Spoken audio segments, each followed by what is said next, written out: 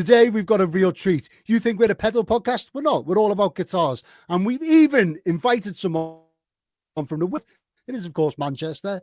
I'm Hello Sailor Joe, and my co-host today is John Mulholland, Space Wolf, as always. And we have a really special treat with Mr. Green Pickups. Yo, how's it going?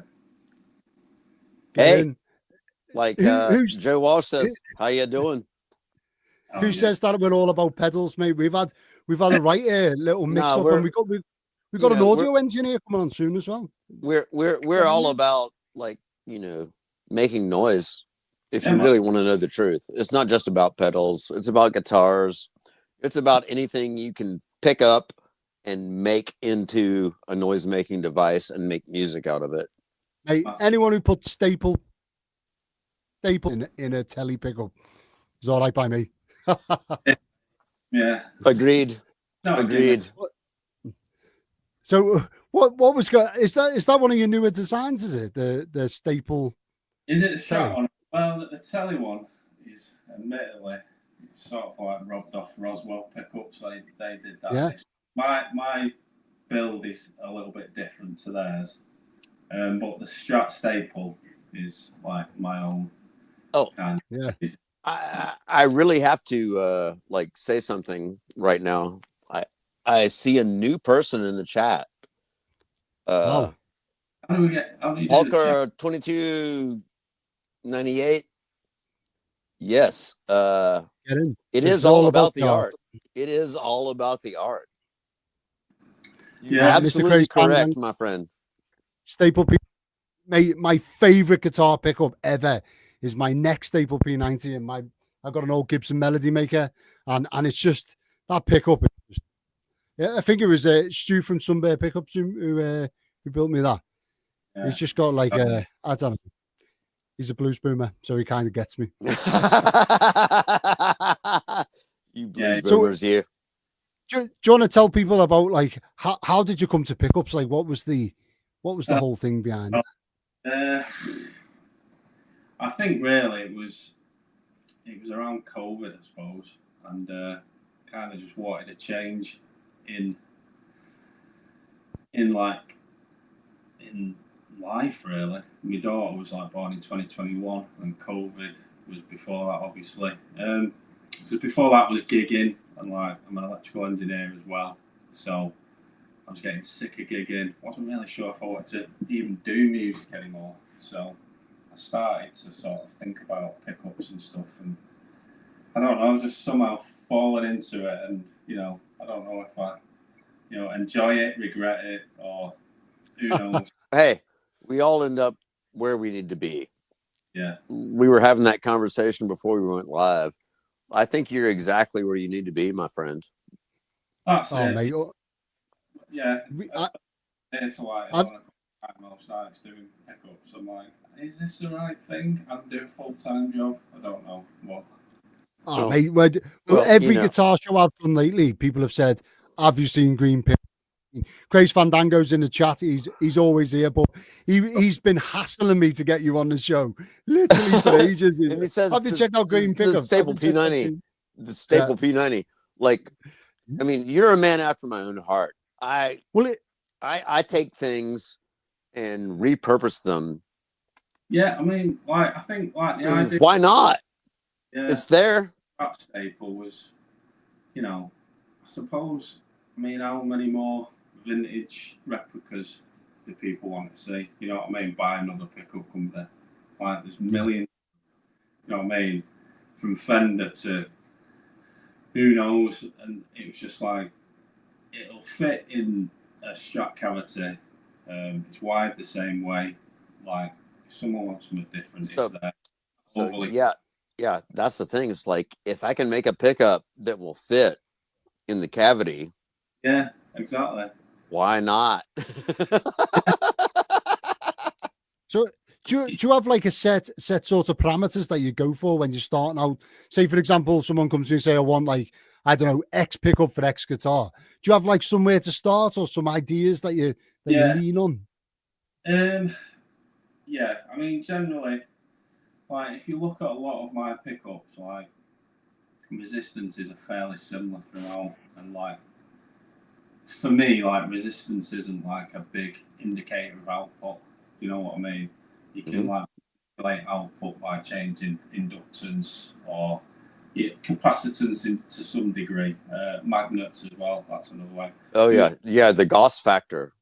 Like that's something that a lot of people don't understand is the Gauss factor. No, I think a lot of people... I got to ask why you're here. What's the Gauss factor? What are we talking about here? I don't understand. Well, Gauss is just like the measurement of like the strength of a magnet. So, well, I think a lot of people think that inductance comes from magnets, but it doesn't at all. Like it's from the coil basically. A lot of people describe like inductance, like people like I think it's Jason Long who said it's like the voice of a pickup. It's like essentially the weight of a pickup. Really, it's like the ability of the coil, the way it stores energy, really, and it determines light or dark a pickup is. And you can affect that with certain things, you know, like adding more steel is like a good way to affect inductance. So you can raise the inductance by adding steel, or just like completely take, you know, have no steel in it and just go off like the coil. And so, what sort of tell me if I'm trying to probe your secrets here, but like, what sort of steel content do you normally go for? Say if you want to make a telly darker, or maybe something like a Les Paul, where'd you go with? It's tough with something like a path. Is difficult because the slugs are screws. You know, like you sort of keep a plate at the bottom. It's all steel, so it's quite difficult with a path to kind of remove that. You know, so generally you're looking at, I think my gold files are about 3.8 Henrys or something like that. And it's quite hard to lower that without removing like the keeper, you know, like the steel keeper bar for the screws or something like that. But like for a telly, for instance, if you wanted to kind of pull the treble down a bit, you can add a brass base. Brass is great for like removing like the top end off a pickup. It just sucks like. Some people, you find them actually in a lot of like, this sounds like really bad, but a lot of cheap pickups will use like brass covers, and it is because it's cheaper, you know, than like buying, you know, like a nickel cover with like no like copper plating in it, you know, like they're pretty expensive. So it's all like these little 5-10% that you can kind of shift about really to get like, you know. Like, I think that nickel pickup thing is bang on, because I'd say that's the biggest difference between buying a cheap, I know it's controversial, buying a cheap pickup and buying an expensive one. Changing that cover makes, I don't know, 50% of the difference to me. And you're paying all that extra cash for... So now the punk in the audience right here will tell you that, you know, going for like the most available parts that you can possibly get, you know, and making it craptacular is where it's at for certain sounds. But for like when you want to get tight, but that's the thing. Like I like it both loose and tight, and I like everything in between. It's one of them really. It's from me as a learning curve. Like these are things that obviously from starting green pickup to like now is that you sort of, you can't really kind of, there's nothing that you can kind of scrimp on. You know what I mean? If you want like a specific tone, like you can't scrimp on, like there's loads of like builders, even in the UK, boutique builders who don't know that using metric wire, which is different to using like American gauge wire. Yep. Give money, they'll buy a metric wire and just think, well, it's an equivalent, but it's not. You know what I mean? Because it affects like the resonant peak of the pickup, which is essentially like, I suppose, part of the voice. You know, of the resonant frequency of the pickup is like the voice of the pickup. So, you know, it's so interesting, isn't it? Because all these little variables, If you were to do an A/B test of any one of them, you'd be like, does it make a difference? I don't know. But then if you put them all together, it kind of does make a difference, like palpable. Yeah, I think it was Ron Ellis who said like it's literally like making a meal. You know, you can kind of like take little things out here and there, and like you will get subtleties. I'm like, does it make that much difference? To some people, it doesn't. But what I found is, you know, because I have a lot of like mates who like play professionally, and they all say it all makes a difference when you play live. You know, like at loud, at volume, you can totally tell the difference between a cheap pickup. Absolutely agree, mate. Like with everything in music. Yeah. If the flavor's there for you as the player, then the taste you're going to put out for the audience is going to be way better. Yeah. I mean, I say this all the time, but I once made these Stevie Ray Vaughan tube screamers, dude. Like real great circuit that JSA Simon from JSA Effects, like was all over it. He's like, you want to test this out? Yeah, unbelievable, mate. Simon's, but I made a load legend. of them, sent them out to people, and they were like, "It's the best tube screamer I've ever played." I was like, "Brilliant!" So sent one to Mick, because Mick likes tube screamers, but he plays at a volume that we don't play. So dual amps, 100 watts or whatever, or the two rock super clean, big, you know, EV speakers. And he said to me, "Mate, there's a terrible sound coming from it. It's unplayable, useless." And I was like, "What the hell?" But then when I got it back, the schematic I used had a wire missing. So there's a cap going to ground to earth out that Always signal. But works, everyone else is playing a bedroom level or, you know, whatever. And the noise weren't there. And as soon as I sent it to someone good, he was like, "Terrible, can't use it." We're getting a question in here. Speaking of legends, I would like to give a shout out to Joe Gagan. Oh, mate, like, I'm so excited. He absolutely helped me figure out something in an LM386 circuit, along with some other people like Mark Hammer. He's one of the OGs, isn't he? Like he's Mark, one of the OGs. He really is. And the reason why I was able to make the LM386 work in a pedal, you know, it's a little tiny, you know, change in the circuit, but we figured it out together. And I think that's what's so beautiful about this community is we figure it out together. Well, I don't know if I would agree about pickup community. There's not really. Oh, is it different? Yeah, everyone, despite it just being some wire and some magnets, everyone's like, and there's no secret. Why is everyone scared? All the spec. Well, then let's like, you know, get them on board and tell them, hey, you know, you haven't invented the wheel. I think it is different for pedals because the actual components that we use or the circuits, maybe some of them are tape machine amplifiers, or, you know, they're all used for something else. So there is really no secrets. And there's only so many ways you can use a transistor and all this. But maybe for the pickup, like you're saying, the steel content, maybe someone feels like it's their signature. Or I mean, I completely disagree. I was going to say, like, I would feel the need to tell people. I would go scorched earth on them. Yeah, to tell them that you are just talking out of your arsehole. Yeah, I mean, I feel like spreading the love's the best way to do it, isn't it? Let's exactly. face it. I mean, that's why I make videos to show people how to make my pedals. But I kind of understand if someone wanted to be like that, fine, you crack on. But if everyone does that, then no one learns, and then there's no new people building pickups in the future, or, you know, the knowledge isn't moved on, so it dies out. And it's not like you can't find this stuff out. It's pretty easy, and we all started somewhere. You know what I mean? Exactly. Yeah. And with the internet now, I mean, the genie's out of the bottle. I'm determined this episode, by the way, to actually get through the pickups. Look at me, I'm talking pickups now. Get through the questions. So I'm going to try and catch everyone's questions, by the way, because the last pickup episode, So John Pardo says he was reading something last night about GNL and how there was a cobalt crisis when they were formed. Get on, Leo. And so they didn't use Alnico. Right. I'm not idea, mate. I'm going to be honest. Absolutely. Yeah.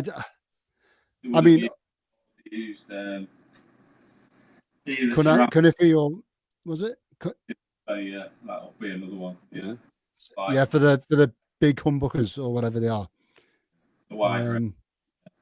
Well, Yeah. I'm a huge fan of ceramic magnets. To tell you Yes. the truth, like anything you can make into a lodestone and wrap a wire around, you can make into a pickup.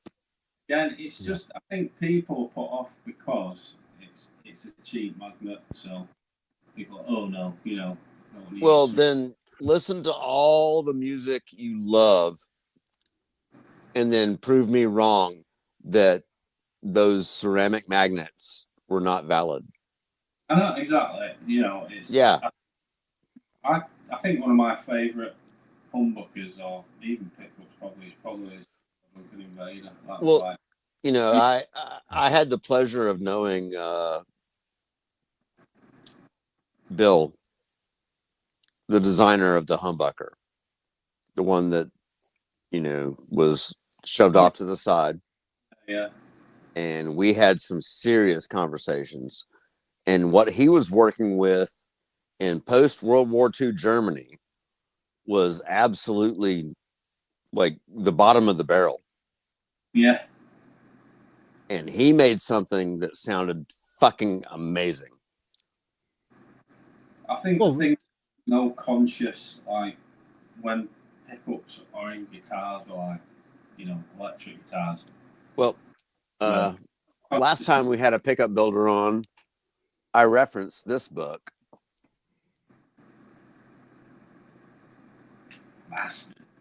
Yeah, classic, a classic book. Do you think it's stigma? Because if you say ceramic pickup, I'm thinking high resistance, which in my mind, my uneducated mind, translates to higher output, which means high gain, heavy metal, and I dismiss it instantly in my head. No, you can control it. Yeah, that's another misconception. Like I've made amazing pickups from magnets that I bought from a craft store and wrapped in wire and stuffed inside of a lipstick pickup. Yeah, I mean like high output, high resistance. Like resistance is a poor indicator of output really, but like it's a the market output. Yeah, output pickup can do anything that like a low output pickup can do, but a low output pickup couldn't do what the high output pickup can do. Does that make sense? But it does. Yeah, totally. As there is a stigma, a 15K ceramic. I mean, ceramic versus Alnico. Yeah, all right. There is a difference there in terms of like, coercive forces or whatever. But between the Alnico grades, I mean, between like 2 and 5, it's pretty subtle. To be fair, maybe if you put an 8 compared to a 2, there is differences, and you can measure the differences. But does it matter that much? Honestly, it's hard to know. Really, what matters is the player. Yeah, of course absolutely. Like the player matters more than anything in the equation. And if the player feels like it's sounding great for them, then they are going to sound great for you. Yeah. I make pickups for a sort of musician in the UK called Zach Schultz. Have you heard of him? Yeah. Like there's like hardly anything to it, and he just sounds unbelievable. He could play anything through his I think he's got like a box guitar or like a tube screamer, and that's it. And he just sounds great all the time. Exactly. So annoying. The player you get, the smoker So Joe Walsh is one of my heroes. Yeah. Mate, like give Joe Walsh anything to play, and he'll make it sound amazing. He really will. Yeah. My question is if someone wanted to come to you for a custom pickup, firstly, do you do custom orders? Yeah, that's like pretty much like the bulk of my work, really. Apart from sort of builder, like Luffy stuff. Mm-hmm. Yeah. So if someone's coming to you for a custom order and they describe a sound, I don't know, like I go straight to the blues boomer thing, but maybe something more interesting. how do you go about deciphering like which bits to change? Because it seems like an immeasurable amount of variables that you could change, and Yeah, you know what I mean? it's difficult, really. I mean, it's really guided by the music and the players that they like. And then if you're not really, like I don't pretend to know a great deal about like metal music. You know what I mean? So personally, I wouldn't be sort of not that I couldn't make a pickup for somebody who likes that type of music, but there are pickup companies like Gorilla Pickups or Corrigan in Canada who cater for that music far better than I would. You know what I mean? But I don't know. You just sort of get to know somebody, and you sort of find out what their influences are. Whole part of it is just intuition, really. Well, that's what Leo Fender did. Yeah. Leo Fender never played guitar in his entire life, but he was one of the most influential pickup builders for guitar players because he like talked to guitar players and listened to them and said, well, this works or this doesn't. So let's try this. Exactly. He was always willing to try something. That's my message to everyone is experiment always. But I think my question's more like, for me, if someone comes to me and they say, I want a pedal that does like a light blues overdrive, I'm trying to push them to my Kossoff drive because that's the pedal that I know that I can mod. I could probably change it from there to do something more, but that's the ballpark. Do you have like certain pickups that you already make that you'll push people towards for different tones? Really, not really. If someone comes to me and it's like, I really like SR, I really like Steve Ray Vaughan, I've got these pickups that everyone buys, like, it's in the flat 50s from Fender and like top. Yeah. I don't know why, because I think they're all right, but everyone, you know what I mean? And I mean, what seems to work well for that, which is funny, is like just rather than using Alnico 5, just knock it down to an Alnico 4, which technically at some point, I think it's only recently become a grade. It was just considered like a dud Alnico 5 for years, so it binned an Alnico 4. Never a thing until like recently. And whatever it does do something. So it sort of slightly throatier, and you can actually see it if you run it through an oscillator. It does do something to the signal. I would just say slightly throatier, really. So that's kind of like a go-to one. Is like if people don't love a fat 50s, for example, say, well, why don't we try an Alnico 4? And everyone's like, oh yeah, let's try that. And generally, it does give you that throaty tone. I have it in my Strat, and it got to the point, I'm a big SRV fan. I just put a three-way switch in it because, like, the middle position just sounded exactly like that, in between position, but SRV was just like that. I just struggle with the Strat anyway. I say it every episode. It makes no sense to me. The ergonomics of it, 5 positions. I can barely remember to click the thing over when I go from neck to bridge. I'm like, what's going on? And I'm short and fat. It's just, it's not the right, do you know what I mean? It's not the right ergonomics for me. I need like a 24 3/4 inch scale so I can, you need a Mustang, mate.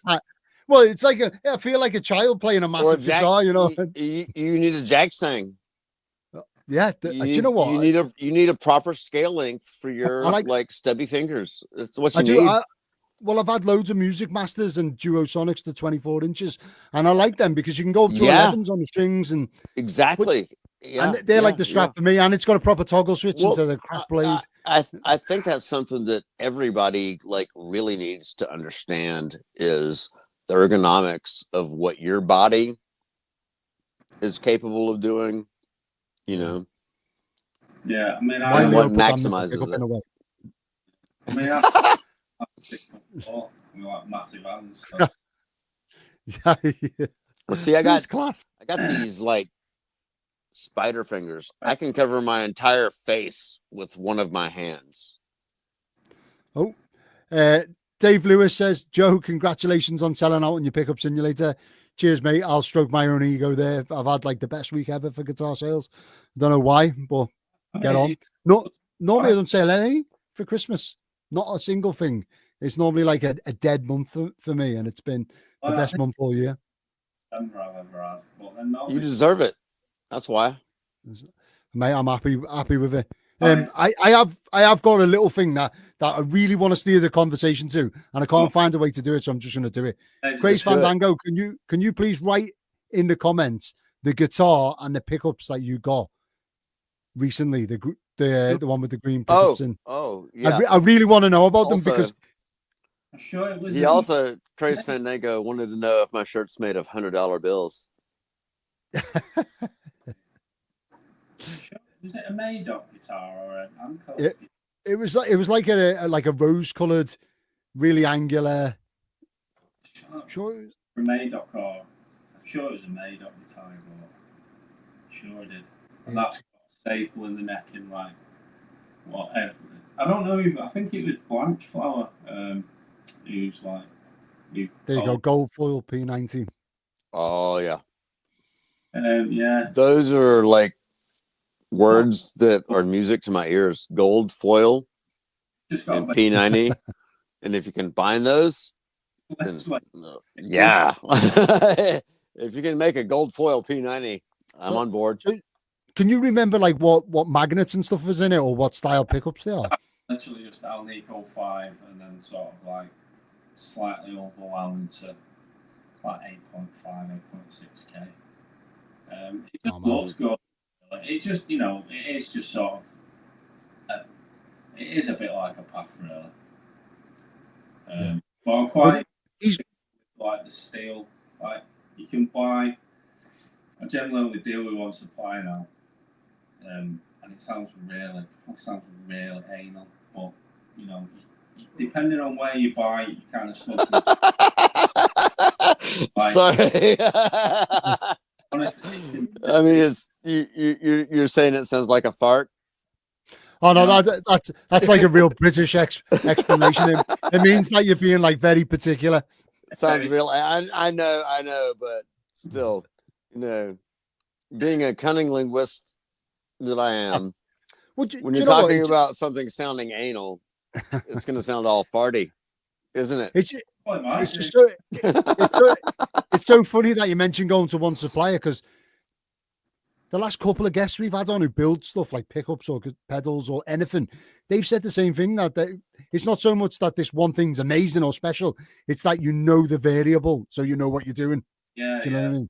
Exactly. I like it's I mean, you've probably seen him. It's Axes or Us, Craig. I don't know if you know Craig at Axes or Us, but he's like yeah, legend. And if he doesn't know, he's honest, which is great. But yeah. Well, that's the thing. Like, if I don't know, I'll be like, I'm a complete idiot. Like, somebody else help me figure this out, please. Exactly. Yeah, Madoc guitars. Yeah, just put it in the comments. Yeah, that's definitely it, mate. Yeah, do you know what he owns? I think that's his 20th guitar, so he's got quite a collection, and he's very in tune with how things sound and how they work, and he's just been swooning over this pickup for like.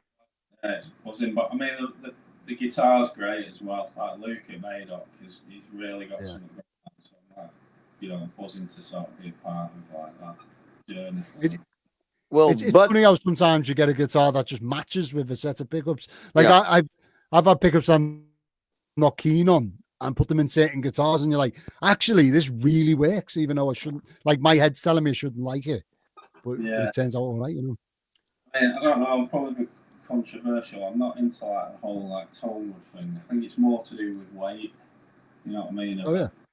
I think it's more to do with like the weight of the guitar as opposed to like different woods, but only because like I'm pretty matey with. Have you seen Rigby music? You see much of like Rigby? I have, mate. Yeah. And we basically put the same set of pickups in 3 different bodies. I think there's a walnut one. There's definitely like a sort of plastic one, or like a ply. I think it might have been a ply one. There was another one, and it sounded completely different in each body, but but it sounded great in the walnut one, but it weighed a ton. You know what I mean? Mm-hmm. The plywood body, it sounded fine. It sounded like a guitar, but I think it is. It's got to matter because it's part of the ecosystem, and how much it matters. That's got to be a person, and it's probably down to how strong your pickup is as well. To do with if you put something in a light pickup or light sound. I think a lot of it also has to do with what you're putting it through, like what your signal chain is. Like the pickup is just the beginning. Yeah, like what your amplifier, what your pedals, anything after that affects it as well. Your cable is people do not realize how much a crap cable can ruin your top. The amount of messages I get, I've got this pickup, I hate this pickup, sounds too dark. I'm like, what type of cable are you using? You're like, get a more expensive cable, and then if that doesn't change it, well, there was also the ubiquitous $35 bench fee that we would charge to people, to show them that they weren't even using the right cable, they were plugging a freaking speaker cable into their guitar. So yeah. Well, to be fair, it works both ways, because I remember my early rig, which was a tube screamer and a tiny tenor, which was horrific, by the way, for being too bright, way too bright for me. And when I got a coily cable that was a bit too long, it kind of settled things out, and it was good. So yeah, you've got, because it was obviously more capacitance because longer length of cable and what have you. And growing up Gen X, I saw a lot of coily cables on stage. I really did. Gearman dude. Yeah. Gearman dude had a coily cable and pointy shoes, so I was buying both. The pointy shoes didn't last because I look terrible. I'm not built for wearing crocskin shoes.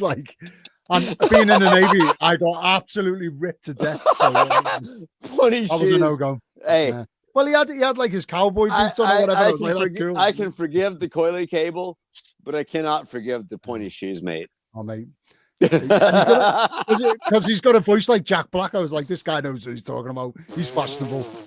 Yeah, not so much. You can imagine walking into a 40-man mess that's the size of my workshop with 40 stokers in there who are hard drinking, hardcore Navy guys walking in with pointy crocodile shoes. Wouldn't even get away with that on a building site, so you're definitely not getting away with that. Yeah, it was like, I was like 20 so years that's old. An image I'm gonna have to put out of my head. But yeah, do you know what I mean? It's everything matters, and that's why some pickups work for some people, some guitars work for some people, and same with pedals. I never get disheartened if someone says, I bought this pedal and I don't like it, I'm going to sell it. Do you mind? Of course I don't mind. I'll help you moving on. No one likes everything. I would like to point out a couple of Martin's comments here. It's never too bright, and coiled cable is great for not getting trapped under a wah. Well, there's two problems with that. I can't play a wah because it takes everything in me to strum a G chord, and if you move my foot as well, it's just not happening. But I love it. But yeah, it's interesting though, isn't it? Because I'm so guilty of buying a guitar, but also buying I've got a Les Paul behind there, and I bought new bridge and tailpiece. I bought new pickups, new pickup rings, and all this stuff before the guitar even arrived. And I was like, that, because I was like, that's not original. It's a Japanese Goto, whatever. Guilty. It's the wrong size today. I'm not having that. And I changed everything on it 10 seconds after plugging it in. I was like, sounds great. Now let's change everything. And so I know I'm guilty of this, but people tend to not fix the simple things that will probably make the most difference. Yeah. You know what I mean? Take the covers off maybe. Or just raising your pickups. Or just getting a proper nut slot. Yeah, or new strings. That's another one. So many factors play into it, really. But ultimately, anytime that I want to make music, I pick up something and I play it. It doesn't matter. But we've all missed the main thing. Does it look good? Like that's what I'm on about with the staple telly pickup. That looks fantastic. Like to me, dude, that's gonna sound good. I actually want one to put into a Strat. I mean, want to order one. I want to order one from you, mate. I really do. It's quite like, yeah, there's a waiting time. I might be able to the queue a little bit. It's all right. At least he's not posting it this way because I can't seem to get. Well, that's because it's because I'm a drummer, so it doesn't matter. Professionally, I'm a drummer. Like most of you people don't even understand that. Where it's at for me is hitting things at different velocities. You can do that with a guitar as well. I don't know how it'll sound, but I mean, Jimi Hendrix did all right. If there weren't guitars and basses around me as a drummer, I wouldn't be able to make music. So I need to help you guys like make some good sounds so that I can fucking pound the shit out of some stuff behind you. You'll need more than some drums to make me sound good, mate. No. Jimmy Scandals. Listen to me. All you need is me on the drums to make you sound good. I'm in the driver's seat. It doesn't matter. You can just wank away on a guitar and I'll make it sound good. If your drums can teach me how to play a G chord, that would be fantastic. Jimmy says I've got an open appointment for a new nut. 2 new nuts actually, and honestly, I'm still waiting for permission from my wife to have a day out. So bad. Jimmy's a legend. Hey, everybody who doesn't know Jimmy Smith, he is a legend. Oh my gosh, he is. He's a guy in London. Well, he's just a real person. There you go. Mr. Craze Fandango says he needs to get a set of telly pickups. You really do, mate. As soon as I stumbled across your staple telly pickup, I was like, that has to go on the thumbnail. It just looks mad. Like it doesn't compute because I see staples as being part of like a P90. And when it's on a different pickup, it's like a mismatch in your brain, isn't it? It's absolutely in the bridge. Do you know a guitarist called Leigh Clay? I've seen his stuff, but I don't know him. No, well, he's ordered one actually. He's building a guitar as part of like a video series, I think. Mate. So that'd be great because he's such a great player. So he'll do it like do massive justice.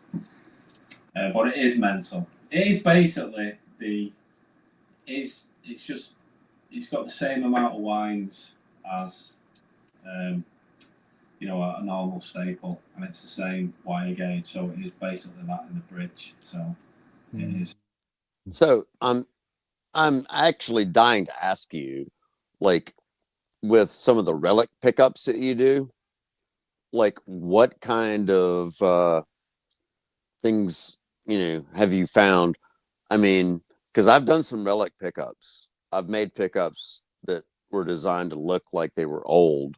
Yeah. But there was, it's like, oh man, if I age these magnets and make them look all nasty while the wiring's wrapped around it, I might actually destroy the wiring. Yeah, I mean, all it is it's basically just like smoke and mirrors. There's no actual like aging of the magnets. Basically, it's like a process of like lacquer on the outside. Yeah. And then like a bit so do you wind them first and then age them, or do you age them and then wind them? Generally, I do like I'll build the bobbin and then do sort of like what you class as like the base coats. Yeah. And wind the pickup and then like pot it and then do like finishing touches. I'm still kind of working out what to do with the covers really. Have you seen more solo guitars? Yeah. Well, I've seen your age covers for sure. I very nearly bought the red Strat that he had. He had like this Fiesta red Strat. It was red over sunburst, and it was proper battered, but it was amazing. I very nearly bought that. Like for me, like one of the best at kind of doing really subtle relicing. Yeah, I'm not quite there yet, but that's kind of. I had. Well, I mean, that is such a like tenuous art form. Like when you get into that realm, like you can like make it amazing, or you can totally F everything up. Mate, it's not just that, it's his lacquer checking. It's all in the way that he wants it, the right directions, and it's just I mean, I've done a little bit of aging on guitars myself, and it's really hard, and it never quite looks like an old guitar, but it is. If you had your, if you didn't see the headstock or whatever, you could believe that it was an older guitar. I had this real funny thing. I was next to him in the Woking Guitar Show the year before last, and yeah, mate, that's where I first met him, and I do a lot of my spray painting with rattle cans, because a rattle can will do like 10 pedals or whatever. And so he's got this Fiesta red Strat, and I was like, mate, how'd you get the red to go a little bit white? Like, it's just mad. And I'm thinking in my head, maybe sprays the red, then sprays the white. And he's like, I mixed the paint myself. I just add a little bit of white. And I was like, oh. Right, no, I'll just be over on my stand trying not to look like a dick. He's not quite as good as me, but yeah, he's like the tellies that he does, like the butterscotch blonde ones, they're really, really nicely done. Like just the aging on it is. He did a gold top for a guy that I know. I'm sure he finished the gold top. It was Gibson, and the aging on that is just like, I've seen it fool so many people into thinking it was a real old one. Since we're on a show about pickups, I'll reveal a little bit of the relicking stuff for guitars, because only a handful of guitar players and relicers are going to understand this. Cryogenics. Get some CO2, some solid CO2, and experiment with that on the body of a guitar and listen to it sing. It will actually, you take dry ice and you treat the body with dry ice. All right. It changes the wood. It was just so much easier when I was on board. I turned a Squire. Like I turned an Indonesian Squire into an American Telly killer by doing that. Refinish it with no. You've seen the photos. I'll show them to you again. Yeah. It was the replica that I made of Jeff Beck's Telly. Oh yeah, I have seen it. Yeah, you have seen it, and I treated the entire body with dry ice. I realized that was a Squire. And that was a fucking Squire. And while I was treating it, and while I was checking it with the dry ice, I was hearing the wood. The wood was singing to me. And so I think there's something you can do, with different like treatments. It's the same thing with like the roasted maple necks, that kind of thing. Like the torrefied. Yeah, the torrefication. So while we're talking aging, I've got a challenge for everyone in the chat. I want you all to go over to Green Pickups website and just have a look and name one set of pickups that you think would suit you and your style. And post it in a comment. I already know. Well, I'm picking a staple telly, aren't I? Let's face it, for no reason than it looks good. Well, but this is interesting. You're not even like understanding me. It's the Strat pickups. Oh my god. Yeah, I'd stick those in my 63. I've got a 63 with 83 Japanese pickups. So yeah, I've been looking for a set of pickups to put in it. Those might be the ones, mate. Those might be the ones. Class. I've got a real thing about Strat pickups. I find neck and middle always sound fantastic for me, but the bridge, oh my god!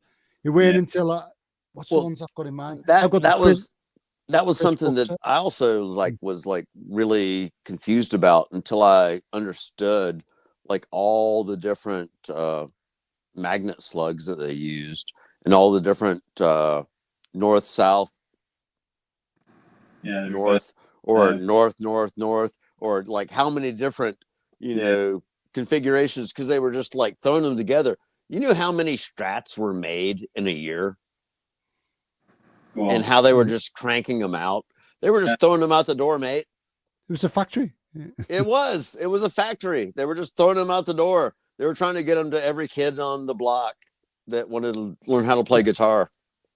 I mean, some of the vintage ones, like I've not played loads, but some of them are not that great. You know what I mean? The Strat. Yeah, exactly.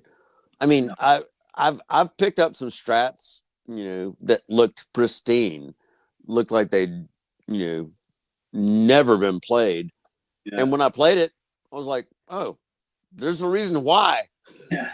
There's a reason why this thing is absolutely pristine and untouched. Nobody wanted to play it. They stuck it back under the bed. See, a good. Fandango says he loves a Strat bridge pickup, mate. Oh yeah. Well, now for certain things, too bright and weedy, and no.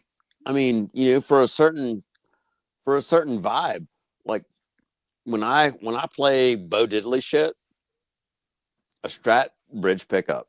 And that's the reason why I want to get like your Telly staple pickup and put it, in my Strat bridge. So Jimmy Scandal says that Blanche Flower mini humbucker looks gorgeous, and he does have some conversion surrounds for the P90. All right. Oh yeah. There you go. Well, Blanche Flower makes some great guitars. I mean, Marcus is a legend. In fact, I've got one of his little pedal board things in front of me now. It's what my camera's rested on. He's oh mate, I've known him for years. He's absolute legend, and also awesome on a mountain bike, oddly enough. But yeah, them Blanche Flower guitars, even playing them. Oh, lovely. And that Blanche Flower mini HB is it is really nice. Really nice. Like I think like mini humbuckers, I do think they have the place, but that one has come out particularly nice. That one. How did that come about? Did he like spec a certain thing and then get in touch with you, and then you team up and offer it to other people? Oh, I love John Pardo's comment. Hendrix switched to bridge when he really wanted to punish everyone with too much treble. Nothing wrong with that. Yeah. Good little tip if you hate your bridge pickup in Strat is just buy a mild steel base plate. You can get them for like $5. And I was going to say that, mate. I've got it. I've got the Chris Book ID set from Radio Shop in there, and it has a steel base plate on the bridge pickup. Everyone who plays it's like, why is this pickup sound fat? Like, because it's just that's the set that I was like talking about to put in my 63, like the ones with your steel bridge pickup. I mean, well, your steel base plates. It's just a nice little, and it's well, if you know, like it's one of the things that makes the Jaguar. Yeah, exactly. Yeah. If you know, you know. Yeah. What's the Jaguar pickups have got metal base plates then? Because Oh yeah. Have you not examined one? No. I'm a pauper, mate. I'm sorry. I conduct autopsies all the time. That's just me. Yeah, growing up in Liverpool, there was like 2 guitar shops, and they were like, me walking in as a kid, they're not going to hand me the expensive Jaguar, or it's just not happening. Well, see, the thing is, like, I was presented with all these things. I took them apart and I said, how's this work? Oh. And then I learned how to put it back together. Yeah. This is an interesting one from very knowledgeable. Love you. Very knowledgeable love you, regular. Barry. He is. Love you, Dave. He's put me on to maybe 4 circuits that I've got to do videos on. Dave actually is someone who is so humble that they won't even understand. I mean, the man's a genius. He is. Annoyingly so. he keeps coming up with these designs for pedals, and I'm like, I'm gonna make a video of that and I save it in my phone. I've got a whole folder, and then he's like, have you seen this one? Oh, you could try this. And like, Jesus, let me catch up. So I think the next one I'm gonna do. He did this. The difference between Dave Barry and I is that Dave is too shy to come on camera. Yeah, I think it's a shame, because if you mixed in with Simon in a podcast, we could probably take the night off, mate, and just leave him at it. He basically designed this Zen drive that's got a discrete op amp instead of an op amp, so it's transistors. And I'm like, mate, I have to build this thing. And he's done it all nice on tag boards, all of that. Anyway, he says base plate or copper line in the cavity for a similar effect. Now, I heard, and I don't know how true this is, that line in your cavity with paint or copper is like increasing the capacitance, so it's going to take a bit of high end away. Is that I don't know about all of that. That sounds like snake oil. Well, it made sense to me in the fact that you've got more material there, so you're creating that. Well, now for me, like coming from what I understand as far as radio frequencies, like coming from, a radio and television repair background, is if you line that cavity with copper or shielded paint, you're basically keeping out like these like radio frequencies that are constantly. That's the positive side, isn't it? But then there's got to be, second order, third order effects. Well, it only would make sense if you connected it into the circuit. If you tapped into the circuit, it's like when you take that, ground wire. It is though, isn't it? It's on ground. Well, do you know how many different ways there are to achieve ground? Yeah, really? I mean, in a guitar, it all goes to the in the world. Ultimately, doesn't it? Actually, do you know how many ways there are to achieve ground in the world? Plenty. Yeah, but on a guitar, I mean. Well, yeah, exactly. That's the thing. It's not like an amp. Well, that's the thing. Like, no, there's like multiple ways to do it on the guitar too. That's interesting. That was one of the things as a luthier, especially an electric luthier, that I learned was there were so many ways to achieve ground in the circuit, and how I achieved ground in the circuit could make a huge difference in the ultimate tone. Another noob question inbound for pickups: where you connect your ground on your pickup, or the return, if you like, whatever. Does that make a difference, or as long as it's attached to the ground, does it matter? Well, you can cause like what you call like a ground loop sometimes. But yeah, absolutely. Yeah, I know that in amplifiers, if I'm building a valve amp, it I'll have the preamp matters. And the power amp grounded away from each other. Completely get that. But like in a guitar, does it? I mean, absolutely.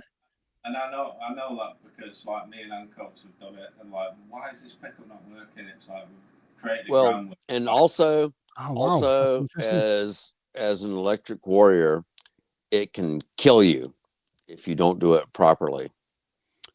If you've got, say, like a def cap on an amp or something like that. No, just in a guitar. No, I mean, it'll put the voltage down a guitar. No, yeah. No, if you have your guitar grounded in properly and everything else is grounded properly in your circuit, it can kill you. Yeah, because it's coming for you to go to ground. Oh, you're the ground. You are in touch with the strings. I have got I've got mitigation that gives me heart in that fact that I taught a lad on board how to make amplifiers. I was going through a stage, and he's the electrical engineer on board, so he's the expert. I'm a stupid mechanical engineer. Hit it with a spanner, hit it with a hammer, all that jazz. But this lad, he got really into building amps, and I seen him get 3 belts off the caps, like 440 shocks in the same spin. Forget to discharge them. Like, I watched somebody die and come back to life doing the same thing. Yeah, he'd just be like, and you know what? He's from somewhere in Yorkshire as well, so he's got a real thick Yorkshire accent. And he's like, you bastard! I've done it again. I was like, mate, after the first time, I'm starting to panic, and I'm really, I'm cautious if something like that happens. I mean, I've took the tip off a screwdriver before now when I've been in a live cabinet and I've looked away and my hands. But yet, you've walked you're around scared. 700. But yet, you've walked around 720 volts. Yeah, of course. Like it was nothing. Yeah, but what I mean is, though, if I got a belt, I'm paying attention after that. So. Oh, mate, of course. But he clearly you get one. Well, so I was gonna say something. I've missed the. Do you know what? The comments are coming in so fast. I can barely. I know. Like. So we've got a conversation here around Jaguars. John Pardo saying he's got a Jaguar, he plays it, and he hardly plays it. It's a shame. Some people are saying get rid of it. Is it? Well, I'd like to know, John. Is it the guitar, as in like the ergonomics of it, or is it the sound? Because I always find like with a Fender guitar, I'm missing that bridge pickup snarl. Do you know what I mean? Yeah, I don't like the wiring in Jaguars. I think it's just a preference thing, isn't it? I just never. Yeah. Well, there could be the thing that is the elephant in the room. You might just need some different pickups in your Jaguar, because your Jaguar feels great for you as an interface. I always feel like they're going to sound thin. Do you know what I mean? Well, not the pickups. Okay, so we're on a pickup show, and I will tell you, the pickups make the difference. I can turn anything into an instrument with the right pickup. Prove me wrong. Well, that's a fun game to play. So, as a Les Paul, prove me wrong. As a Les Paul, I can turn anything into an instrument with the right pickup. Has anyone seen Jim Lill video where he makes I think he puts a piece of wood over a bench? No, you're talking about Jack White. Well, I've seen Jack White do it, but yeah. What's he do? Well, just make a pickup and put it on anything magnetic that you wrap around. No, check the Jim Lill video out. It's not the Jack White thing. He's basically proving where tone comes from. Or not proving, but making a point. I think I've seen this. Yeah, it is really good. I think. Well, one of my favorite people that has passed away,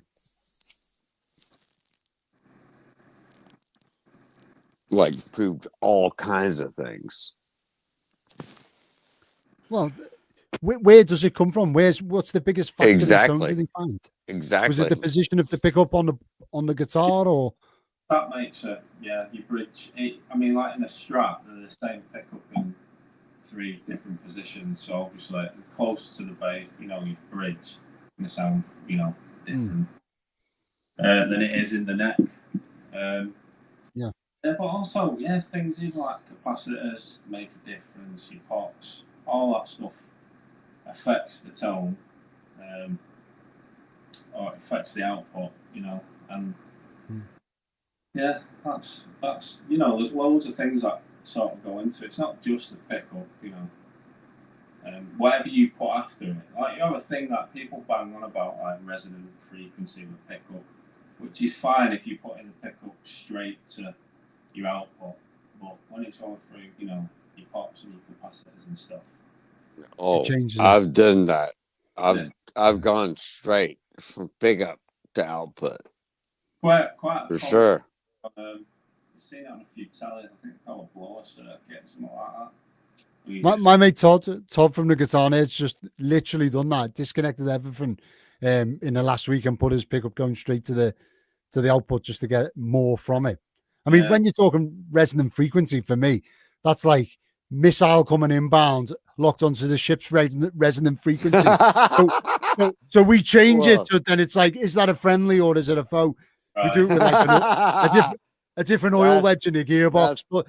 modern missiles kind of know, so there's no point anymore. But so it's weird to hear that term resonant frequency in guitar. It kind of it doesn't sit right with me. But yeah, do you think that's like pseudoscience? But it does, mate. No, It does fit. It does fit right with you. Well, yeah. Yeah, it's basically a frequency which like pick up. I think it's where inductance and capacitance where they kind of start to merge together, and that creates. And then you throw resistance in there, and your resistance determines whether the peak's going to be sharp, like say a strap, or like a bit smooth, or like a path. And resistance literally just comes from the. It's weird why we use that as an output for a pickup. It just doesn't make any sense to me. Or it's then it becomes like where you. So. Is it like a gauge of how much wire's in there? So people are saying more wire, more turns, more output. Is that where the thinking comes from? Like you probably know, like resistance changes with wire gauge. So 100%.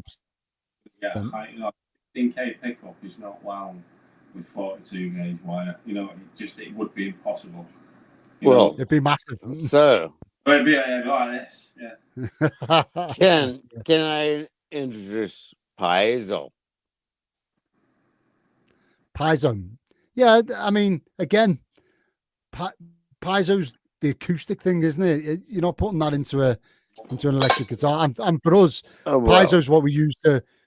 Piezo is what we use to like cut the electrical systems out when we've been hit by a missile. So the missile goes off, shakes the ship up, and then all the safety systems kick in. So for me, again, it's not like a guitar.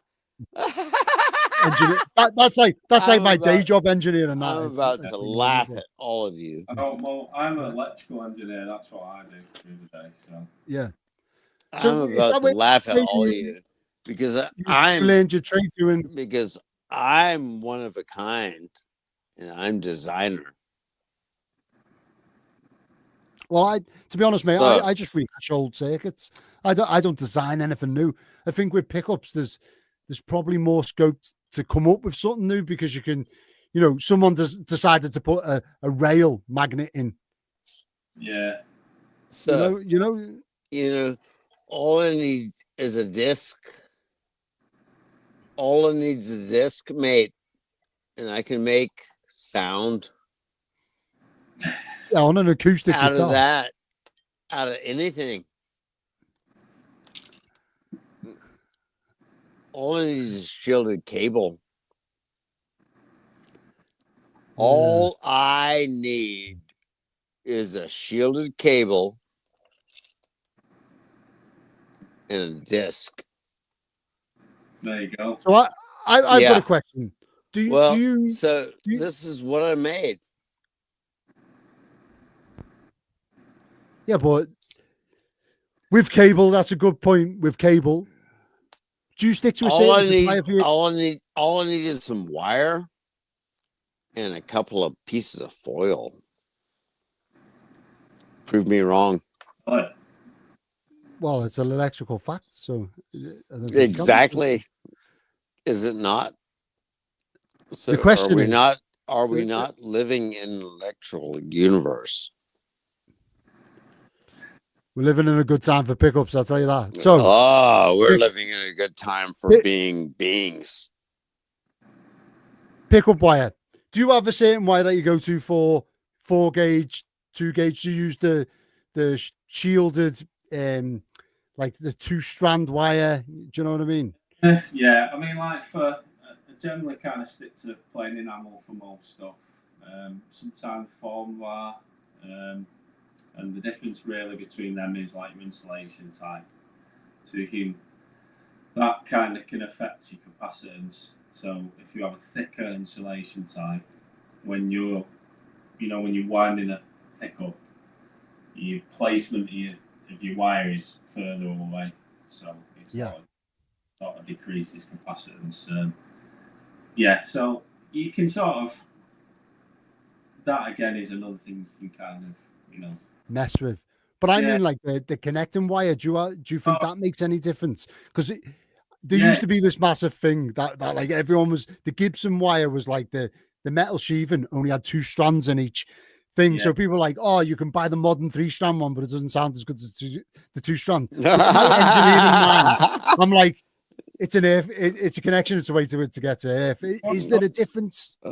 I love you, Joe, for that, for recognizing that was absolute shite. No, but what I think makes the difference, and I've got some old cable here, like guitar cord, if you like. I think it's the quality of the actual material inside, as opposed to how many strands or absolutely. Yeah. Let's get to the point. Like All impurities and stuff like that. All of us. Let's get to the point. Is it worth paying more? Is what my point. Is it worth paying more for like the fancy probably bended cable? Do you know what I mean? It might be if there's something there. Yeah, but what do pickup builders do? Do you buy whatever's cheapest because it's the same, or is there a law of diminishing returns? I think is I think the kind of thing. Oh, I definitely agree with that. The law of diminishing returns is absolutely real. But I can't remember what you said, mate. What did you say?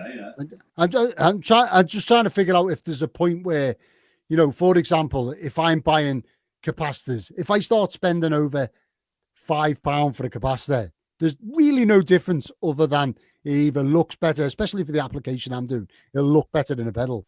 It won't be like,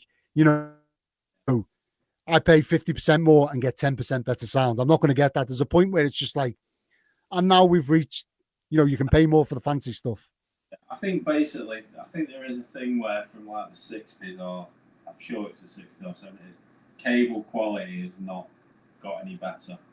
So even if you're buying, I don't mean in sort of like terms of wire gauge, in terms of actual like, copper cable is no better than it was in the 60s, and you could sort of probably argue that about cable, I would say. Generally, I'll try and use shielded 4-core just because it's easy to work with, but, I've got so much of like the metal braid, like, we've got to get rid of it as well. So, I think some people find it easier to go so deep down that rabbit hole. Yeah. You just opened it up, mate. Yeah, it's interesting, isn't it? Because at what point do you say because my unconscious bias is definitely that the Gibson style metal braid wire, I prefer that, and I will always spec that on pickups. Well, I never go for like the modern 4-core and anything like that. And in my head, I'm like, it sounds better. I don't know if it sounds better, but I mean, is there a tangible difference?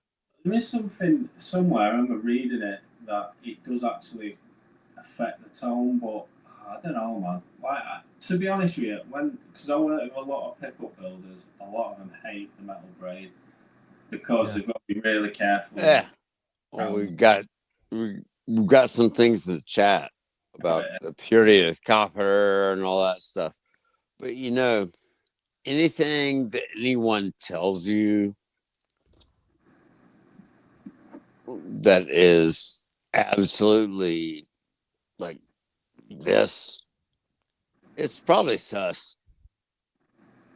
John Pardo says purity of copper. Exactly.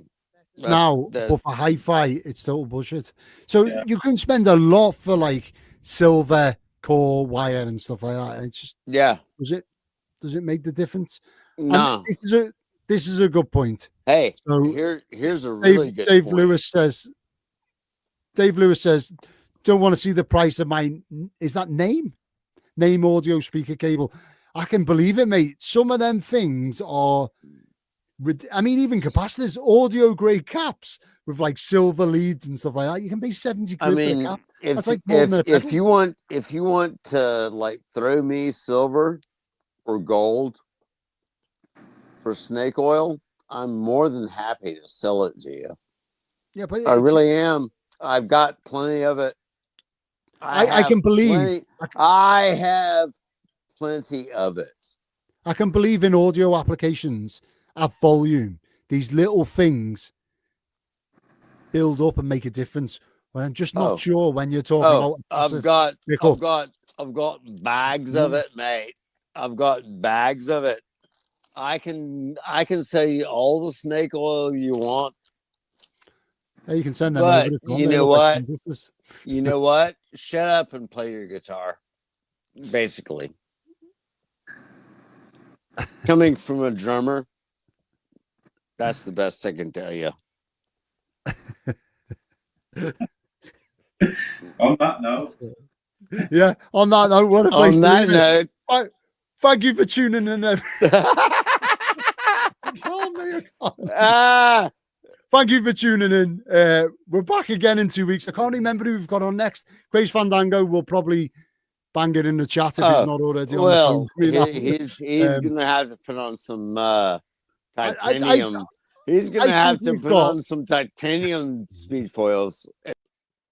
I think we've got blue whale pickups next. I'm holy shit. Right. Great. Well, we've got blue whale pickups blue whale pedals next. I've been dying to get him on the show for ages. Finally nailed him down. And he's sending out a fuzz for me to check out, and we'll use it part of the show. So I hope you enjoyed the pub podcast. Fucking hell. If you want me on again, mate, I'm more than happy to come on again.